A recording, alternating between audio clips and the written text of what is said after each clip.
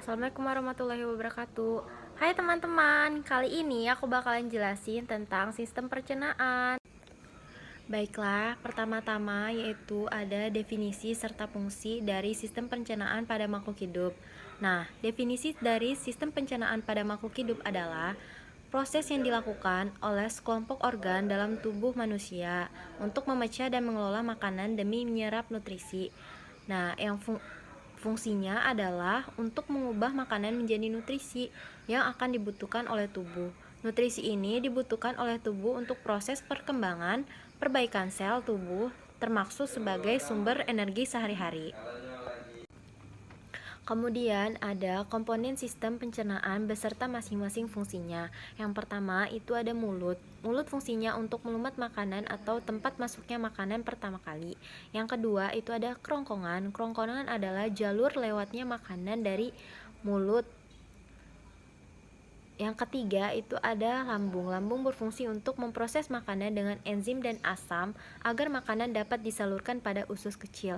Yang keempat itu ada usus halus. Fungsinya untuk menghasilkan enzim terjadinya pencernaan secara kimiawi dan tempat penyerapan sari makanan. Yang kelima itu ada usus besar. Fungsinya sebagai tempat reabsorpsi air. Yang keenam itu ada anus. Fungsinya untuk mengeluarkan feses. Kemudian ada mekanisme sistem pencernaan pada makhluk hidup. Mekanisme sistem pencernaan pada makhluk hidup itu terbagi menjadi dua, yaitu secara mekanik dan secara kimiawi. Secara mekanik, di mana proses mencerna makanan dengan mengunyah dan ditekan sampai menjadi halus dalam mulut. Sedangkan secara kimiawi, di mana proses makanan dengan menggunakan enzim yang akan menghancurkan ikatan-ikatan senyawa kompleks yang ada dalam makanan tersebut. Kemudian ada enzim yang terlibat dalam mekanisme pencernaan, yaitu ada 6. Yang pertama itu ada enzim amilase. Enzim amilase itu diproduksi di kelenjar air liur. Dan yang kedua ada enzim protase.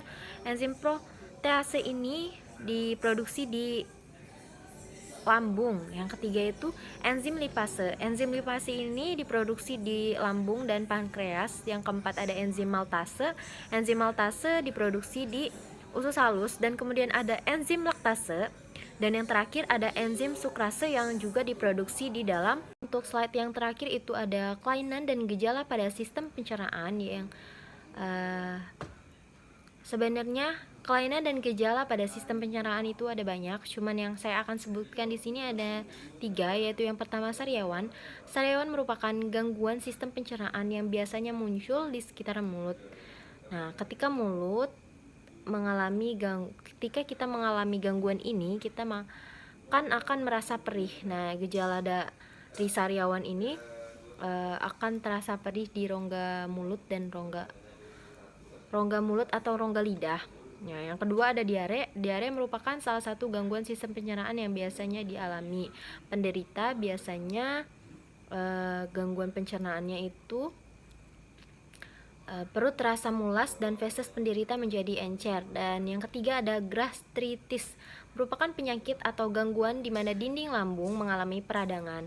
Gangguan ini biasanya disebabkan oleh kadar asam klorida atau HCl terlalu tinggi. Nah, gejalanya adalah nyeri yang menggerogoti lambung. Baiklah, sekian dari presentasi saya melalui video. Kurang lebihnya mohon maaf. Wassalamualaikum warahmatullahi wabarakatuh. Terima kasih yang sudah menonton. Dadah.